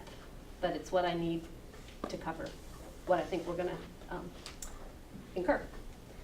Yeah, one question in the back. Yep. Oh, hi. Is the subsidy amount due to food costs or labor, or is a breakdown on what constitutes this $200,000 gap? That's a really good question. It's hard to say, do we spend too much on labor, do we spend too much on food, or this is just what it costs to feed kids. And to that point, tell me if I don't answer your question. I may not be able to tonight, which is the problem. I don't know if 200,000 is the right number. I just have no metric that says that is an acceptable subsidy level in the United States of America or Vermont. There's a lot of factors. One really big factor is what our communities expect of our food service programs. Local food, fresh food. There's a lot of things that other schools that you may be comparing to may not make those choices. In our communities, really demand it. So to that extent, we're doing three things. The second one's, I think, is going to really move us forward. One is that the food service directors are already working as the K-8s specifically, are already working as a team to look at their menus, compare. We're all making, I make something up, we all make shepherd's pie, which is popular for the kids, what's the ingredients, how expensive are the ingredients, how many of them use federal Commodities. Thank you. I'm running out of steam. And then they're trying to find the best option, and then they're sharing that menu. We're also trying to kind of standardize on menus. Not that every school has the same thing every day, not to that extent, but we would like to get to the point where the macaroni and cheese that we're offering, if a parent wants to know what's in it, allergy issues, all that kind of stuff, they can go to the website and click on macaroni and cheese and see that data. Right now they can't because I have 4 food service directors all making it differently. So that's the kind of things that they're working on to move our food service program forward. I don't know that's going to solve a $200,000 subsidy, or even answer my question if it's the right amount. The second one will. So Hunger Free Vermont is starting a new initiative to help schools that are newly merged districts figure out their food service program. This is really exciting. They got a big grant. They're bringing in professionals, and they've chosen us to be their pilot. Great. It's awesome, yeah. They said, are you interested? Yes. Please take us. I've done a lot of stuff in my 35-year professional years. I have never run a food service organization, and it's just that the expertise does not exist in our district. And so this is people who are totally dedicated to getting good food into our kids who are running this initiative. I'm really excited about it. So you'll probably see them in the spring. I think they want to talk to the board. They want to do more than just come and audit my kitchen. They want to really transform the way we do food service in the district. So I'm very excited about that. So that will be having my first meeting with them in January. We'll start laying out a plan, and I'll share that with you when I have something to share. Yeah. Just the last one is we have held an informational meeting with a food service company. We happened to speak to Abbey Group, but not just because they reached out to me, so I reached out to them. But it was, I can't say that my take is that we have an option of no longer doing it with our own staff, but having someone else provide the food service for the district. It tends to be less expensive. What we could figure out, Leo LaForce, our food service manager here at CVU, and I met with them, that there's no magic bullet. They buy the same food we do. They don't get a better discount. They do provide less benefits to their employees. It was the only kind of thing we could find that was a clear change. That said, they are the experts, right? They do food service, that's what they do. So there might be something there. We'd like to move forward with Hunger Free Vermont, see where that takes us before we do something which I think may not be the best thing for us. So with respect to the third bullet, Yep. You said they are the experts. We had that philosophy with a transportation company in the past. And so we took it in-house, and there's lots of other benefits to having it in-house. And, if staff from a third party are going to come into the district and serve food to kids, there's a risk there. So you know. Heinsberg has subsidized food for many, many years, and it used to be problematic, and then we just started putting it in the budget. And I think we were doing like $35,000 for a little more than 500 kids year after year after year, so your number seems appropriate to me. Do you think about 4,000 student school district? That may have been a little high in Heinsberg compared to our fellow districts. But one of the conversations that we would have as the board, and this might get to this gentleman's question, was we were looking at the price point before participation rates dropped. So there was a certain point where if the prices were raised to address the cost of putting the food out and employing the people, then participation rates would have gone down. And so trying to find that magic point where the school agrees to, or board agrees to subsidize to keep the participation rate at a certain point. Because Right, because some of those families, what we found, which is the cutoff point for when you no longer get a free lunch is a lot lower than you'd think. And so those families either eat and never pay their bill, which is part of the subsidy, which is my preference, or the kids don't eat, right? Because the family can't afford $4 a day for lunch. I think we're at $3.50, but it's really true. It's like the higher you raise that clip, the people who are not getting subsidized have to start dropping off. right. So, This is slightly off topic, and my teacher happened, it would be really cool to include some like CVU students, if possible, in this project, like maybe the sustainability, some of the sustainability students through Nexus, or my experience is food, period, is a high priority for students, and quality, and so I think there's like some buy-in, but also some really interesting like economics, systems, a lot of things going on there. It would be a really cool project for students to be part of. all right, I'm sorry, did that answer your question? Okay, so how does that differ, like, giving a Chromebook to the students? I mean, how does it, I mean, so basically, is the Chromebook being subsidized too? The Chromebook is 100% subsidized. It's definitely out of the. Doesn't differ at all. Right, and so how does that differ from the food? I mean, don't get me wrong, I mean, kid needs to eat, he cannot learn. But I'm just kind of seeing that this one have a $200,000 deficit, but then there's nothing on Chromebook. So I don't know enough on how the budget works. Well, actually, I think what you're, That's a good point, though. no, I think what the, well, I'm sorry, maybe I didn't understand that. I was going to say, there are schools that put the whole $2 million in their general fund and they just feed kids. They don't charge the family a dime. I don't think we're at that point. Yeah, and the reason this comes up here is because it is an enterprise fund, it's someplace else, so we have to show the deficit. Right. If it were just in the budget, it would just come out with everything else. You'd see the increase year to year. But in this case, because it's an enterprise fund, we have to subsidize it. We don't have to subsidize the Chromebooks, they are in the budget already. 100%. Right, but you're not separate out as a $200,000. And it's And it's because it's in a separate Yeah. budget, and it has to be. I mean, my point is that it's not that, you know, I mean, 200,000 in the $74 million budget, it is not a big deal. However, if we are gonna worry about the $200,000, then I would think that it would be good to figure out where it is, where does it go to? Does it go to all the labor? Does it go Right. to, what portion go to once when we can see where it go to, then we can. Right, and that's what that second bullet is going to do for us, I think, is to help us compare to other districts, someone maybe more successful. We can look at labor rate per hot meal, or food cost per hot meal, or overhead per hot meal, and you can start pulling that apart when you have, if you can look to what you consider a successful district, serving the food that we would accept, not just a cheap district, but one that's serving food that we think is valuable, healthy, fresh, local. That's the model we want, and then you can look at it and say, well, they're doing it for only $120,000.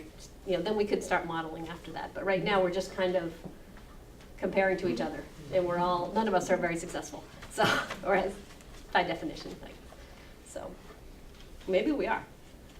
I mean, it could be that the schools that are losing the biggest amount have the model that we would like all our kids to have. in which case that subsidy you may choose to raise it. But we don't know that. So a little bit in the dark, more to come. But the first slide was the budget-related one. I get all the ones that I actually have to ask you guys for money at the end. A bunch of you too tired, you want to go home. Send lots. So in the budget that hits the target, let's slide that in there. Finance and HR have asked the superintendent for a half FTE to support the benefits that are over 1,000 employees are struggling with this year. The HSAs and FSAs have been a nightmare, I can say that, and it's very stressful on an employee when they're expecting a $1,000 refund and reimbursement, and it doesn't show up. And they call central office, and the two people who can answer their question are trying to get payroll out the door. And it's just, I really, honestly, my heart goes out to the employees who are struggling with this. It's tough, and we can't leave our teachers hanging without someone answering the phone. So we've asked, and it's in the budget now, for a half FTE to pick up to help with the benefits for our employees.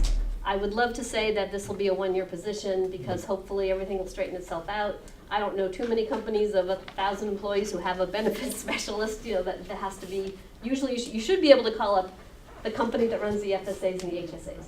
But our employees, since this is all new and it's a disaster, they need help bridging that gap. So we just asked to do that. It's the right thing to do for our employees. We got to make it work. As a contingency to this, I would propose that, and this is my opinion, everybody else can disagree, that we come up with a definitive number that is owed staff, and then a number that, a number of claims that have been settled and a number of claims that are outstanding, and an update every 2 weeks at our meetings so that we can see that curve going this way, going up, and we can see progress. I think throwing money at the problem, which is what this is one solution, but I'd like to see some data to support the progress and not just words that say we're working on it. Well, I'll talk to Mark, but remember, we don't pay out the FSA or the HSA. No. It's a third party, right? I know, but we administer it, and we chose this for our staff, and I would really encourage us to produce a metric that shows that the pressure that we're putting on this third party to complete this job is happening. We would do the same thing to a construction company that was behind on a contract that we needed to have done by the last Wednesday in August of every year. So I would ask that we start to do that. Okay, I'll talk to Mark. Do we have a financial ability to withhold funds? Like when you just said the construction, I was thinking, where you can withhold your funds until a certain amount. Do we have the same option with? I just have to tell you, DataPath, remember, stepped in to a quagmire. I understand that. I understand that. So they are doing yeoman's work trying to clean up a mess, and they're doing, there was a lot of checks that have gone out in the last couple of months, not everybody, but a lot of checks have gone out, and they are working really hard, and we have opted to go with them next year rather than ride yet another horse. So I don't think I would support hurting them in any way. We need them to be successful and to get these things cleared up. I do agree, Dave, that it's worth the metrics, and I think Mark has some of these, as to how many, how fast that money's going out. The problem is that if we knew what people were owed, they would have checks. The problem is it's very complicated, and Mark would have to explain it, but the Blue Cross feeds into the HSA, that has to do with FSAs, it has to do with whether or not you've already got money. It's complex data bases, and I don't know that I could tell you how much we owe employees if I did. No, maybe it's not the money necessarily, maybe that's not the way that I took it, versus the claim itself. Like how many claims, because right now, do you have a portfolio, if I hear you correctly, do you have a portfolio of, what, 900, for example, people that are outstanding on a claim of some sort? We don't know, right? We don't know. Yeah. We know when people call up That's our it. 2 people and say, Mm. I haven't got the money yet. And then we call DataPath, who puts somebody on it to go through all the claims, and they try to figure out what's missing. They come. So our discussion is budget for next year. I'm hearing that there's a need, immediate need now. How are we addressing the immediate need now? We're really, really nice to those 2 people who have to get answer the phone. Seriously. But I would have to say that if I knew that I had money on July 1st, you know, I could look at the budget and see if we could bring somebody in a little bit earlier. But like I said, I would wish that we're in a position where we didn't have to do this. But we are in the position, and I need to fix it. So do you see this then as a short-term fix? Once we get the ball rolling and everything squared away, there wouldn't be a need? Is this an ongoing position or a temporary position? I'm hoping it's a temporary position. And so I'd be happy to make a note that next year at this time, I tell you it's in or it's out for next year specifically. We used to have, I forget what we had the term for it, but there were things that we would approve in the CVU budget that were 1 year, right? And then Bob would have a list on the assumptions page that At the said, very this is, bottom, it's not in the baseline, we don't do baseline anymore, but it's not in the baseline. But that we'd have a list of things that this is a 1 year, and I'll let you know if I need it or I don't need it. If I need it, we'll be having other discussions too. So maybe this is too much detail, but I'm just curious about the person. Is the person going to be essentially a go-between operator, or are they going to need to be a more professional and voiced in the claims work? Like, what kind of a person? Is it a person we can get a temp? I'm letting Mark figure out how to arrange his own staff. I just need The number. Colleen? This table reminds me of a table that we looked at a few years ago related to central office staffing. And it's something that we might want to, is that our central office staffing? Yes. No. Yes. Well, never mind, I'll let you. Well, wait, I just want to follow up on Dave's. Is there a desire from the board to have an understanding of where we are? Status reports on the? Yes. I would say that not 100% of our teachers are constituents, but 100% of our teachers serve our #1 constituency, which are the kids that we have. And if they're not concentrating because they're worried about the fact that they didn't get this reimbursement and they can't, spend as much money on Christmas or the holidays, that's something we should take into account. This has been a quiet problem, I think, that's, if. That's why I asked, what are we doing now versus waiting until the next fiscal year? Yeah. I just want to see that progress is being made with data. Number of claims. Yeah. Well, Lynn, I will, Mark had to leave, but I will talk to Mark to see if there's anything that approaches a metric. And if it does, we'll happy to put it together, maybe once a month, not every other week, but something that's, because I don't want people to think that we're not doing everything we can. It's just that we're doing everything we can with not enough people. I know it's really frustrating when you pick up the phone and call somebody and they can't answer because they have to get payroll out. It's the same people. So we just need someone to focus, get this cleared up. But to the point of getting somebody now, I think that Jim's point that if the board ends up supporting a budget that includes this position, then she could say, look at the budget and say, is there money in this current budget? Now we can post a position. Because, But posting a position for 3 months in this employment world? Well, that's We're why gonna my find anybody. question was, is it But a if- professional position or is it an operator? You could get a temp in there for $11 an hour next week just to facilitate HR, if that's as easy as I it think is, we're I going don't into the know. weeds, but Yeah.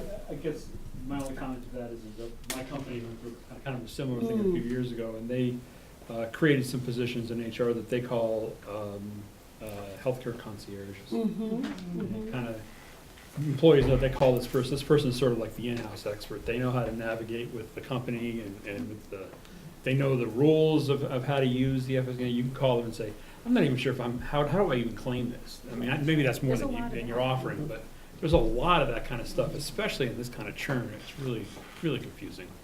Yeah. I have to call, I'll probably charge, pay him $2 more an hour if I'm gonna call him a consultant. Well, I gotta spell it. Okay, so you'll talk to Mark and get back. I'll have him come back for the January 8th meeting. Okay. Very nice. So once I said that, but I always say 9th, but now I can remember that. and geez, just one other question, it may be slightly off the side, but I know I saw on the news that there are a number of school districts that are suing the previous provider of this service because it was such a mess. Are there any school districts considering doing that? I mean, is there some recourse? I mean, this is a cost you're incurring because of their problem. I think it was the unions that were. Unions, yeah, the school unions, Yeah. yes, that's what I meant, sorry, versus the actual districts. Yeah, and they're suing the first Future Planning, which was the first company which decided to go out of the business. Yes. Yes. No, we have no interest in it. Okay. But you're right, this is the first time that it's, besides overtime, this is the first time that we're actually incurring a real cost. Yeah. Besides just pain and suffering for people who are really scared when they don't have their money back. And people who are choosing not to go to the doctor because they don't know if they're gonna get reimbursed. It's, We have, did you say we have a fund, though, that we are able to pay? Doesn't the district have some money that we've been able to pay out to cover? what we've done quietly for some employees who are in real difficulty is loan them the money to cover their bills. Okay. It's a handful. We've offered it to more, but only a handful have taken it. Gene, what's an FSA? Flexible spending Spending account. account. Thank you. Pre-tax money. Yes, so we just put these in here so you had them. This is work. I joke around about having to show these charts. Elaine does all the work. She goes out and puts these charts together. I do want to say something about it. I did Thank not, you'll notice the left-hand column, I updated our numbers. So CVSD is based on current year numbers. Every other one are the numbers from. Are you on the next page? You said left-hand column. Is that this Well, one? it's still, No, go back. This one? Yeah. District A, Okay. District B. yeah. Right, so the first column, it says CVSD FY19. I just want to point that out, that I updated our numbers. So in a way that disadvantages us a little bit, because everybody's total amount spent on central office goes up every year. I didn't up anybody else's because I didn't actually do that project, which would be a big project. You know, I have to go sift through, find the like categories, add it up. So, but our numbers have been updated. And you can see, and this has been true for every year that I've done this, we look pretty good on the per pupil calculation. We're the lowest. And we look pretty good on the comparative data around exec admin, finance, ops, and all other. And I would just say that in the way we're organized, you should look at that as a total. The total ratio, don't look at the individual and make comparisons, because we're organized in a different way. Not everyone has a COO, right? So they should. They should, but it's what makes finance and ops look a little bit heavier than, you know, exec admin does, but it's really, she's exec admin too, right? So, I think that the short story there is that we look pretty good. We'll probably get in a routine of trying to update this like every other year. It doesn't change dramatically. Yeah. Okay. Here you go. This is where I thought I would forget to do the last two Were we charts. supposed to ask the questions now? So this is I need a chart here to break before we do the wrap up, so. Any last minute questions coming in? So, next steps, just to put that budget back up there again. This is the budget that as of right now, we'll be rolling forward with to do the tax calculations unless I get different direction tonight. It's not your last chance to not your last opportunity to make a change. After you see the tax implications, you can make a change then too, but this is one chance you get to make that change. This is the next steps. I just want to, some of these are a little ticky-tacky, but just so you're not surprised when you see things. So I haven't finalized the revenue. The numbers that we saw were, I think, pretty good, but I'm waiting for some numbers from the state. So on January 9th, 8th, hopefully, we'll have those final inputs from the state, which is lagging in several things they owe us right now. The fund balance application, I'm gonna go ahead with the 750, which is flat year to year for the purposes on January 8th. That can be adjusted at that time, right? I'll bring my laptop and we can do it live. 750 plus 1.1, right? Well, it won't be a revenue thing now. The one's going Okay. into the construction. Right. All right, and the other thing is that the budget that the finance team has seen, it's got a lot more details in it. It was a budget that we ran in October, and we've been making corrections and changes to it. I have a list of about 50 adjustments to it.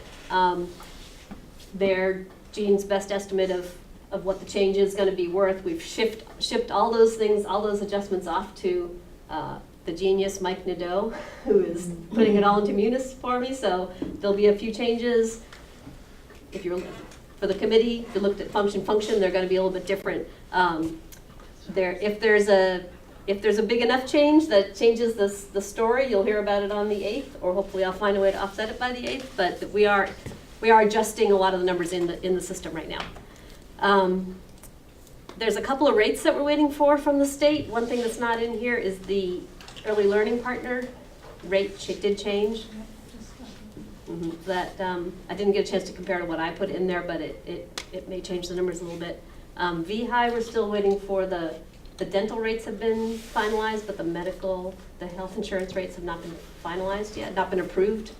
So hopefully those will happen. This won't affect the bottom line, but workers' comp, we have it like sitting in one big line right now. It needs to be spread out over all the functions that could change something. I think I forgot to put some in food service, which might help our budget. And don't worry about the subsidy, it's already in there.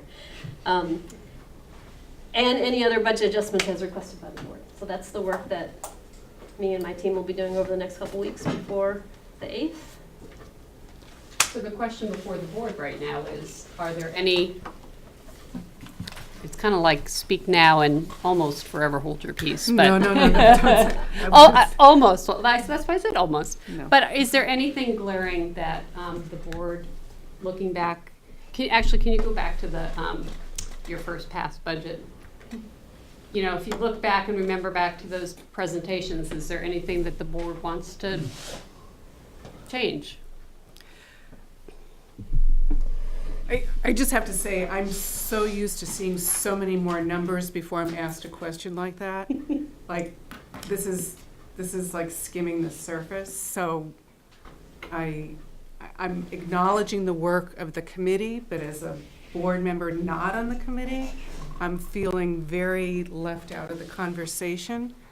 So I'm not comfortable right now giving an informed opinion on the budget. I can't. Can you just, we heard this last year, so can you just expand upon that a little bit more? Because the board, and I'm just prefacing this, and then I need you to fill in the detail. Because my understanding, that's not the way I want to say it. The board said, here's our target. Administration, you go out and fix it. So when you say you need to know more, you need to see more numbers, what number is it? What are the numbers, and what would you want to change? If they've met, and I'm not saying that we have to stay with this, but if they've met our target, both our quantitative target and our qualitative target, what more do you need to see?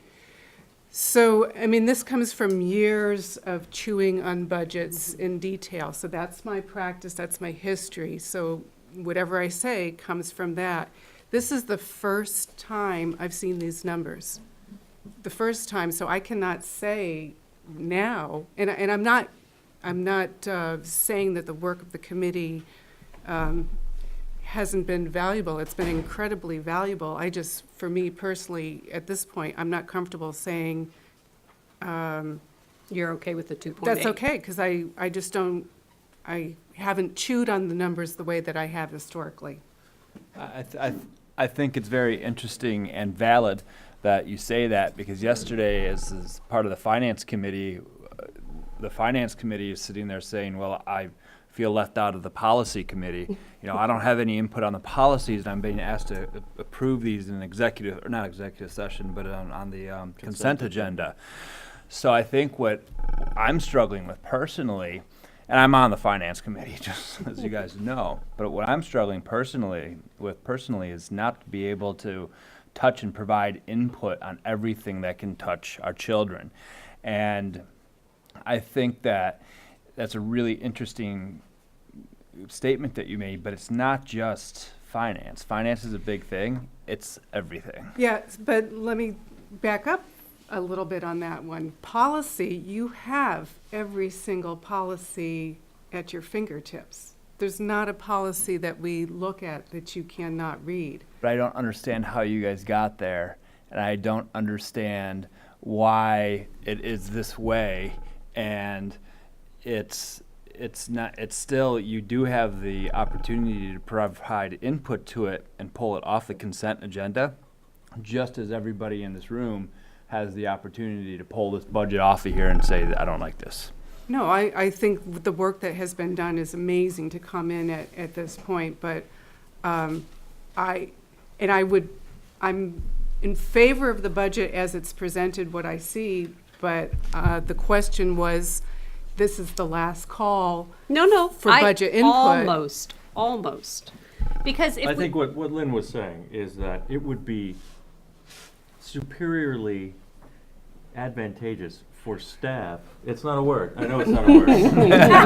He's been asking me all night what's a word and what's not a word. So that's It would be very advantageous for central staff to go away for the holidays knowing that the direction that we've given them for this 2.8% increase in the budget is the right overall direction to work on, to crunch the final numbers, put revenue into this, and do all the things that Jean has put on the last page. I think that's a reasonable request, considering that they're going to present this on January 8th. There's generally 3 more work days that the entire staff will be in the office, and then you'll have a couple of days after the new year to get that stuff finished up. I think that's a reasonable request to give them marching orders in that direction. I'm a little bit troubled by your question that you haven't had a chance to see any of the details, where I would give a couple of examples where this is the 3rd time we've met and talked about a third of the budget. We talked about operations and maintenance. We talked about the educational budget last time. We talked about special education the first time. And when we went through that, we said, hey, wait a minute, there's this number 14 in education. Why are there 14 social studies classes that are so large? And everybody picked up on that, and we asked questions, and we received an answer right here. Not only did we receive an answer, but what they gave us in the meeting last week, which was a half person was being added, was the actual answer to the question, which they then provided the data to back up why they said that, which they had the whole time anyway, which is why they made the decision that way. So I don't want to give the public the impression that overall we haven't been given any information, because I believe we have been given an awful lot of information. We've been given ways to digest it, and Brendan and his committee have done a lot of work in committee, as all committees do, and I support this work and this budget, and I think that there has been an adequate amount of detail provided to the board, in my opinion. I want to just add, as somebody on the finance committee too, and as somebody who was responsible for communicating the budget and the budget process of last year, I kind of fall in between. I felt like I personally had a lot of information and input on the budget and the process. I'm a little skeptical if the general public, and there's always has had that same opportunity, and there's always the question of it's all there, people can come to it and look at it, but I also very strongly believe that it's our role as a board to take all of the information and not just digest it down to a 2.8 number, but to put verbiage behind it to articulate why it is that we are in this place, what these things mean, and to create a narrative around it. Now, that might be a little bit a larger umbrella than what's needed here for this particular question. But yeah, I do think that this is a strong budget, but I think that there's work and communication that needs to happen around the budget. As always. Yeah. Yeah. Rick, can I put you on the spot? Would you mind?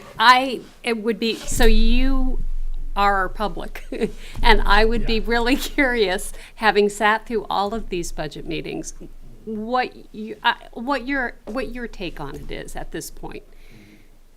You know where I'm coming from. I've learned a whole lot about the processes that you use in CVSD over the past 3 years. And I've taken some notes to myself and wonder, when am I going to open my mouth? So thank you for everybody. And some things that are different from my experience. My experience is as a head of school in 5 different schools overseas, past 25 years, doing budgets, and not 79 million, but 25 million, and with much smaller staff. And so this has been fascinating to me. A couple of thoughts. What I've observed is a lot of talk about, and from the staff as well as board members here, about some of the directions that you have. You have a number of goals, your board goals, if you include the key initiatives. You've got a dozen things that you're trying to do. And they're big things like equity and autonomy, which if I were Elaine, I would wondering, how am I going to get a handle around this and distill this down into a budget? There's been, what I've observed is some questions of clarification around some of those goals. So I'm missing the history, but I'm assuming that those goals were established with a lot of understanding and concurrence amongst board members and board-approved goals. So that is really the board governance level of telling Elaine what to go do. And then the first time I came, I discovered you said, set this 2.8 number. That's part B of telling her what to do. That's what good boards do, in my experience, is they set the broad guidelines and say, go do it. And then she comes back. You work with the finance committee on the nitty-gritty, but it comes back to the whole group, because no way can we all understand every line. So I am actually just very impressed by the process and how it's worked, especially with such an august list of goals that you had, and a pretty tight limit, 2.8% when inflation is about that or whatever. I mean, okay, so that's my observation of what I've seen. The notes I've been taking is I've talked to my wife Sandy. I said, I don't know what good I'm doing there. I just sit there quietly learning. But what I've thought about is how to play this to the community, to the public. And I'm seeing that that's what I picked up on what you just said. Kelly, the communication challenge of getting out so that people understand that it's about equity in terms of proportionality, but it's really about equity in student learning. And remind folks, the public, about why you're doing all this. All these pieces, I don't think you're going to have to go out and say why we need 6 buses instead of 2. But I do think that there is You'd be surprised. That'll come up at town meeting. Sure. But I do think that there is there's a need for some strategizing, and I don't know how you do that. If you have a task force, or you say, Elaine, go figure out about, we gotta be putting some articles in the Charlotte News and the Citizen, and you gotta be getting out, get your voice together and hit what are the 4 or 5 key points that we wanna share with the public about why we're doing this. Colleen, I appreciate your concern, because you're gonna be asked as a board member, well, what is this thing about, why are we having this other half a paraprofessional here, and what about health insurance? And I think you're okay saying, that's not the level that we as a board operate on. So just to just so I could clarify my statement, I think you articulated that very well. We have equity goals and so forth, yet we spent a lot of time talking about the $100,000 innovation fund, but we did not spend a lot of time talking about how does this budget support the goals that we've set forward. That's where I'm coming from. I see that we met the 2.6, but maybe what we should really be presenting is 3.5%. I don't know. You know, would the 3.5% get us closer to what it is that we want to have? So, you know, and we wanted the community to present it. So I'm, you know, again, I want to reiterate incredible appreciation for the work of the Finance Committee, and just, you know, apologize for myself, for the group, in that I'm used to spending a lot of time looking at budgets, and I miss that opportunity. And I know that we've had a lot of presentations. I know you do, but I'm not saying you. I'm just Well, saying I want to you make know, sure I'm that not I can't be on every committee, and you know, none of us can do that unless we choose to meet every week.